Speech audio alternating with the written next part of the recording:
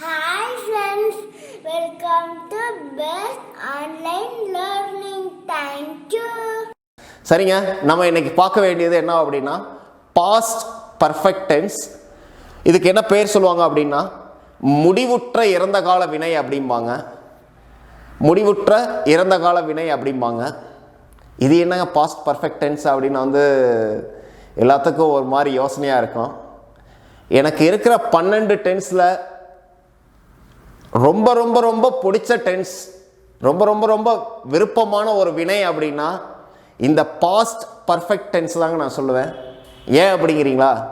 நம்மளோட கடந்த காலத்துக்கும் முந்தைய நிலை, இல்லை கடந்த காலத்துக்கும் முந்தின நிலை, நம்மளோட ஃபீலிங்ஸ் எல்லாத்தையும் சொல்லணும் அப்படின்னா ஒரு டென்ஸ் நமக்கு தேவைப்படுதுன்னா அந்த டென்ஸுக்கு பேர் பாஸ்ட் பர்ஃபெக்ட் டென்ஸுங்க. ஆனால் 90% ஆங்கிலம் பேசுபவர்கள் இந்த ஒரு டென்ஸை எப்படி யூஸ் பண்ணணுன்னே தெரியாமல் இருக்கும். என்ன காரணம் அப்படின்னா இந்த டென்ஸோட தெளிவான அர்த்தம் என்னான்னு புரியாமல் அவங்களுக்கு இருக்கும். அதனால தான் அவங்களுக்கு யூஸ் பண்ண தெரியாமல் இருக்கும். இந்த முடிவுற்ற இறந்த கால வினை எங்கே நம்ம யூஸ் பண்ணுறோம் அப்படின்னா கடந்த காலத்துக்கு முந்தைய கடந்த காலம் அப்படின்னு தான் சொல்லணும். இப்போ கடந்த காலம்னா என்ன சொல்லுவோம்? பாஸ்ட் டென்ஸ் அப்படின்னு சொல்லுவோம். இப்போ பாஸ்ட் டென்ஸ் அப்படின்னா என்னது? நேற்று நடந்த விஷயமோ, இல்லை நேற்று முந்தைய தினம் நடந்த விஷயமோ, இல்லை லாஸ்ட் வீக் நடந்த விஷயமோ, இல்லை லாஸ்ட் மந்த் நடந்த விஷயமோ நம்ம என்ன சொல்லுவோம் அப்படின்னா கடந்த காலம் அப்படின்னு சொல்லுவோம். இந்த கடந்த காலத்துக்கும் முன்னாடி நடந்த விஷயம் அப்படின்னா நீங்கள் என்ன சொல்லுவீங்க அப்படின்னா அதை பாஸ்ட் பர்ஃபெக்ட் டென்ஸ் சொல்லுவீங்க. இப்போ உதாரணத்துக்கு என்ன சொல்கிறீங்க அப்படின்னா I have gone to Chennai அப்படிங்கிறீங்க. I have gone to Chennai அப்படின்னா என்ன சொல்கிறீங்க அப்படின்னா ப்ரெசன்ட் பர்ஃபெக்ட் டென்ஸில் சொல்கிறீங்க. I have gone to Chennai. அப்போ நீங்கள் என்ன சொல்கிறீங்க அப்படின்னா சமீபத்தில் நான் சென்னை போயிருக்கேன் அப்படின்னு நீங்கள் சொல்கிறீங்க. சரிங்களா? இப்போ இதே நான் இன்னொரு எக்ஸாம்பிள் சொல்கிறேன். நான் இப்போ என்ன பண்ணியிருக்கேன், ஒரு தொழில் வல்லுநராக இருக்கேன் அப்படின்னு வச்சுங்க. என்னோட 12ஆம் வகுப்பு நான் எப்போ படித்தேன் அப்படின்னா 12th ஸ்டாண்டர்ட் படித்தேன் அப்படிங்கிறது நான் எப்போ சொல்கிறேன் அப்படின்னா ஐ ஸ்டடிட் 1999 அப்படிங்கிறேன். அப்போ நான் என்ன சொல்கிறேன் அப்படின்னா 1999ஆம் வருடம் நான் 12ஆம் வகுப்பு முடித்தேன் அப்படிங்கிறேன். சரிங்களா? ஐ ஸ்டடிடு. இப்போ நான் என்ன சொல்கிறேன் அப்படின்னா நான் ரீசெண்டாக இப்போ தான் எம்சிஏ முடிச்சிருக்கேன், நான் வேலை தேடி இருக்கேன் அப்படின்னது ஐ ஹாவ் கம்ப்ளீட்டட் எம்சிஏ அப்படின்னு சொல்லுவோம். ஐ ஹாவ் கம்ப்ளீட்டட்னது ரீசெண்டாக தான் முடிச்சிருக்கேன், இப்போ தான் முடிச்சிருக்கேன். மேபி இன்னும் எனக்கு டிகிரி வராமல் இருக்கலாம், இன்னும் நான் கான்வகேஷன் முடிக்காமல் இருக்கலாம், இல்லை நான் முடிச்சிட்டேன் அப்படிங்கிறதுக்கு கம்ப்ளீட்டாக இல்லாமல் இருக்கலாம். டாக்குமெண்ட் எல்லாம் நான் கையில் வாங்கிட்டேன் அப்படின்னா ஐ கம்ப்ளீட்டட் எம்சிஏன்னு சொல்லலாம். பட் நான் முடிச்சிருக்கேன், இன்னும் அதோட தொடர்ச்சி இன்னும் இருக்குது. நான் முடிச்சிட்டேன் ஆனால் அதோட தொடர்ச்சி இருக்குது அப்படிங்கிறப்ப என்ன சொல்லுவோம் அப்படின்னா ஐ ஹாவ் கம்ப்ளீட்டட் அப்படிம்போம். அப்போ ஐ கம்ப்ளீட்டட்னா என்னது? அது முடிஞ்சிருச்சு. இப்போ நம்ம பேசுறதுக்கு அதுக்கு எந்த சம்மந்தமே கிடையாது அப்படின்னா பாஸ்ட் டென்ஸ் அப்படிங்கிறோம். இப்போ தான் முடிச்சிருக்கேன் அப்படின்னா ஐ ஹாவ் கம்ப்ளீட்டட். ரீசெண்டாக முடிச்சிருக்கேன் அப்படின்னா சொல்கிறோம் ப்ரெசன்ட் பர்ஃபெக்டில் சொல்கிறோம். இந்த பாஸ்ட் பர்ஃபெக்ட் எப்போ வரும் அப்படின்னா கடந்த காலத்துக்கும் முந்தைய கடந்த காலம். அப்போ என்ன சொல்கிறேன் அப்படின்னா ஐ ஹேட் கம்ப்ளீட்டட் அப்படின்னு நான் சொல்கிறேன். இதை எப்படி சொல்லுவோம், எப்படி வாக்கியம் அமைக்கலாம் அப்படின்னா நம்ம இப்போ அடுத்து நம்ம என்ன பண்ண போகிறோம் அப்படின்னா ஒரு சில எக்ஸாம்பிள் பார்ப்போம். அந்த எக்ஸாம்பிள் பார்க்குறப்போ உங்களுக்கு ஈஸியாக எப்படி அதில் வாக்கியம் அமைக்கணும் அப்படிங்கிறது புரியும். ஸோ பாஸ்ட் பர்ஃபெக்ட் அப்படிங்கிறத இப்பொழுதுக்கு நீங்கள் எப்படி ஞாபகம் வச்சுங்க அப்படின்னா கடந்த காலத்துக்கும் முந்தைய கடந்த காலம் அப்படிங்கிறத வச்சுங்க. அதாவது எப்படி சொல்லணும் அப்படின்னா முடிஞ்சு போன விஷயத்துக்கும் முன்னாடி முடிஞ்ச விஷயம்.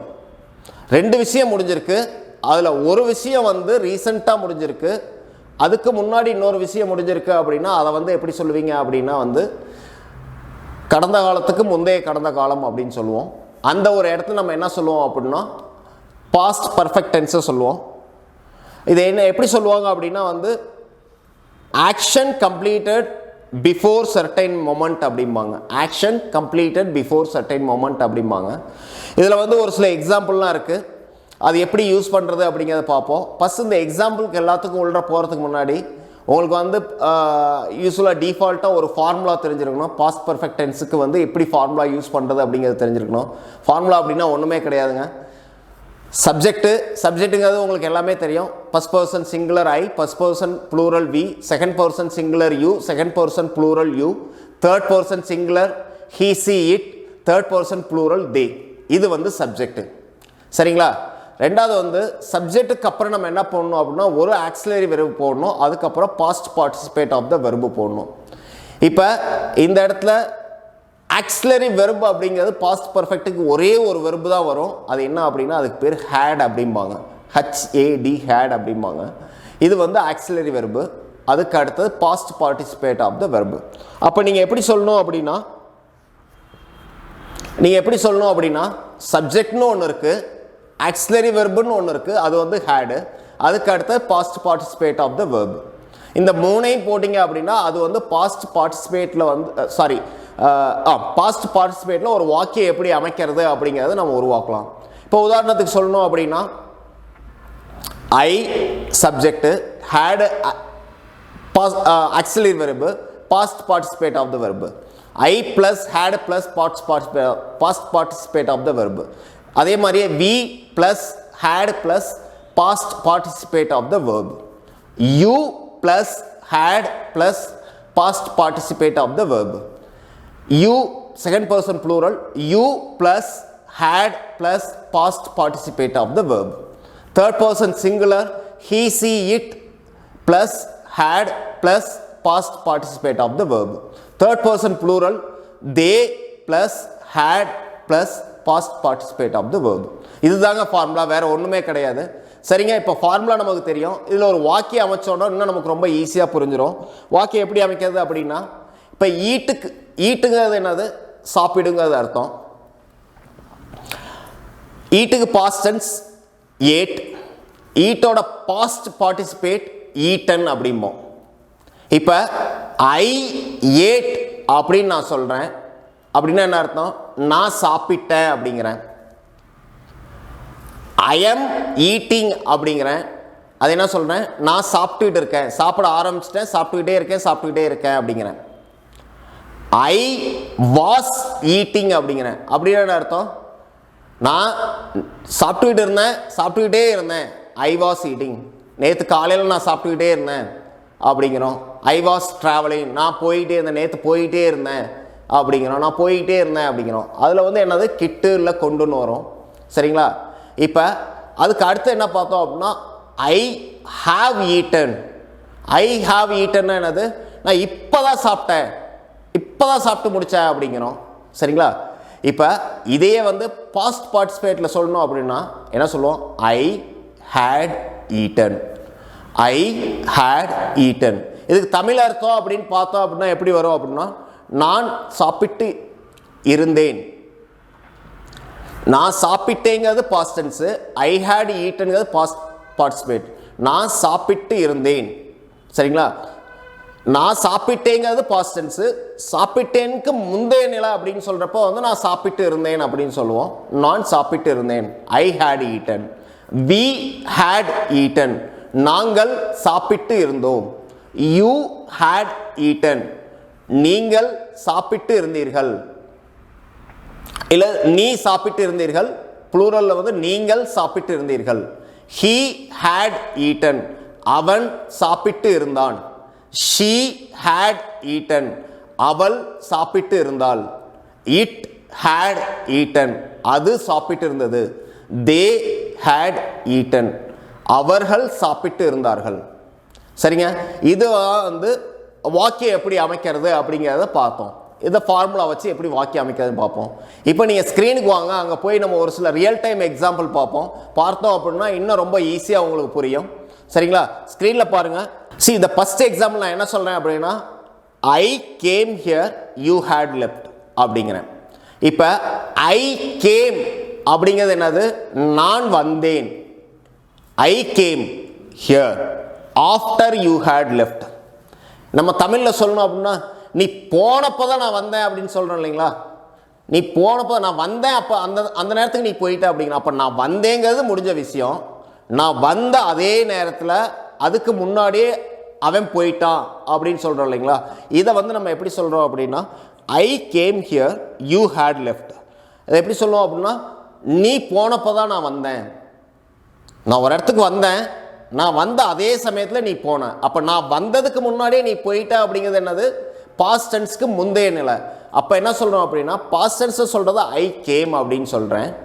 நான் வரத்துக்கு முன்னாடியே நீ போயிட்ட அப்படிங்கிறது I came here before you had left அப்படிங்கிறோம். ஸோ அப்போ நீ போனப்போ தான் நான் வந்தேன் அப்படிங்கிறோம். இப்போ அடுத்த எக்ஸாம்பிள் பாருங்க. I had been Mexico once before. I had been Mexico once before அப்படின்னு என்ன சொல்கிறது? இப்போ நான் மெக்சிகோ போனேன் அப்படின்னு சொல்கிறத வந்து என்ன சொல்லுவீங்க அப்படின்னா ஐ வென்ட் டு மெக்சிகோ அப்படிம்பீங்க. நான் சமீபத்தில் போனேன் அப்படின்னா என்ன சொல்லுவீங்க அப்படின்னா I have recently Khan to Mexico அப்படிங்க. சமீபத்தில் நான் மெக்சிகோ போயிருந்தேன் அப்படின்னா எப்பயோ ஒரு டைம் 10 வருஷத்துக்கு முன்னாடியோ இல்லை 20 வருஷத்துக்கு முன்னாடியோ இல்லை 30 வருஷத்துக்கு முன்னாடியோ ஏதோ ஒரு சமயத்தில் நான் போயிருந்தேன். அப்போ நான் போயிருந்தேன் அப்படிங்கிறது என்னது? கடந்த காலத்துக்கும் முந்தைய கடந்த காலம். அப்போ எப்படி சொல்கிறீங்க அப்படின்னா I had been Mexico once a time, once before அப்படிங்கிறீங்க.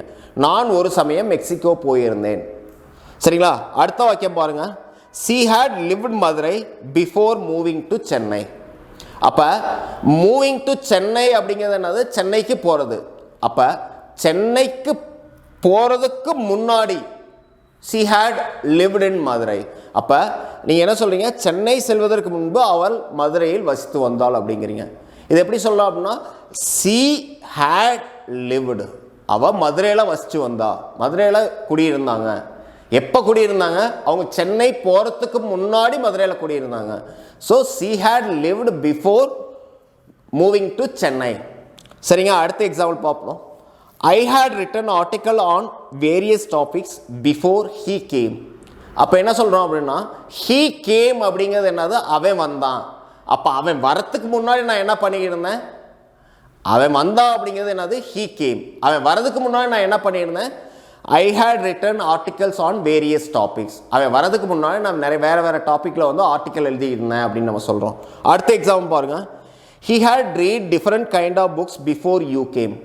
நீ வரத்துக்கு முன்னாடி நான் வேறு புக்கு படிச்சிருந்தேன் அப்படின்னு சொல்கிறோம். இப்போ ஒருத்தர் வராங்க, வரப்போ வந்து என்ன சொல்கிறேன்? நீ வரத்துக்கு முன்னாடி வரைக்கும் நான் இந்தந்த வேலையெல்லாம் செஞ்சுருந்தேன் அப்படின்னு சொல்கிறோம். அப்போ அவன் வந்தது பாஸ்ட் டென்ஸு, அவன் வந்ததுக்கு முன்னாடி நீங்கள் செஞ்சுருந்தது கடந்த காலத்துக்கு முந்தின நிலை. அப்போ என்ன சொல்கிறீங்க அப்படின்னா he had written various kind of books or different kind of books before you came அப்படிங்கிறோம். சரிங்க, இதே மாதிரி இன்னும் ஒரு 2-3 எக்ஸாம்பிள் கொடுத்துருக்கேன். இது எல்லாமே பார்த்தீங்க அப்படின்னா உங்களுக்கு கண்டிப்பாக இதோட அர்த்தம் என்னங்கிறது புரியும். சரிங்களா? இதுக்கு அடுத்து நம்ம என்ன பார்க்க போகிறோம் அப்படின்னா கடந்த காலத்தில் வந்து நடந்த டைம் குறிப்பிட்டு நம்ம சொல்கிறப்பயே வந்து பாஸ்ட் பர்ஃபெக்ட் டென்ஸ் நம்ம யூஸ் பண்ணுவோம். உதாரணத்துக்கு இங்கே பாருங்கள். she had established her company before 2008. அப்படின்னா என்னது? 2008ங்கிறது வந்து கடந்த காலம். அப்போ அந்த 2008க்கு முன்னாடியே அவங்க வந்து ஒரு வேலையை செஞ்சுட்டாங்க அப்படிங்கிறது சொல்கிறதும் கடந்த காலத்துக்கு முந்தைய நிலை. இதை எப்படி சொல்கிறோம் அப்படின்னா she had established her company before 2008. அப்போ அவங்க கம்பெனி ஆரம்பிச்சிருந்தாங்க 2008க்கு முன்னாடியே ஆரம்பிச்சிருந்தாங்க அப்படின்னு நம்ம சொல்கிறோம். இதை வந்து என்ன சொல்லுவோம் அப்படின்னா பாஸ்ட் பர்ஃபெக்ட் அப்படின்னு தான் சொல்லுவோம். இப்போ அடுத்த எக்ஸாம்பிள் பாருங்கள். he had never played football until last week. அப்போ லாஸ்ட் வீக்கு முன்னாடி வரைக்கும் அவன் எப்பொழுதும் இதுக்கு முன்னாடி ஃபுட்பாலே விளையாண்டதே இல்லை அப்படின்னு நம்ம சொல்கிறப்ப எப்படி சொல்கிறோம் அப்படின்னா he had never played football until last week. அவன் லாஸ்ட் வீக் மட்டும்தான் ஃபுட்பால் விளையாடினா, அதுக்கு முன்னாடி எப்பொழுதுமே ஃபுட்பால் விளையாண்டதே இல்லை அப்படிங்கிறத இந்த மாதிரி நம்ம சொல்லுவோம். ஸோ இதே மாதிரி இன்னும் ஒரு கப்புள் ஆஃப் எக்ஸாம்பிள்ஸ் நான் கொடுத்துருக்கேன். அதை படித்து பாருங்கள். படித்து பார்த்தீங்கன்னா கண்டிப்பாக அதோட அர்த்தம் என்னன்னு புரியும். உங்களுக்கு அதுக்கு மேலே சந்தேகம் இருந்ததுன்னா கமெண்ட்ஸ் காலமில் வந்து பதிவு பண்ணுங்கள். கண்டிப்பாக உங்களோட கொரீஸ் நான் அட்ரஸ் பண்ணுறேன். சரிங்க, இப்போ பாஸ்ட் பர்ஃபெக்ட் டென்ஸை எப்படி யூஸ் பண்ணுறது அப்படிங்கிறது உங்களுக்கு கண்டிப்பாக புரிஞ்சிருக்கும்னு நினைக்கிறேன். இப்போ பாஸ்ட் பர்ஃபெக்ட் டென்ஸ் புரிஞ்சிருச்சு அப்படின்னா அதுக்கு அடுத்தது நம்ம என்ன பார்க்க போகிறோம்? ஒரு சின்ன குட்டி கதை ஒன்று பார்க்க போகிறோம். ஒரு சின்ன ஸ்டோரி எப்படி வந்து இந்த பாஸ்ட் பர்ஃபெக்ட் டென்ஸில் பார்க்கறது அப்படிங்கிறத நெக்ஸ்ட் நாம பார்க்க போகிறோம்.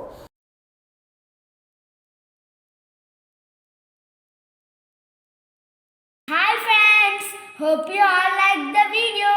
Kindly subscribe. Do not forget to click the notification bell button. Share with your family and friends.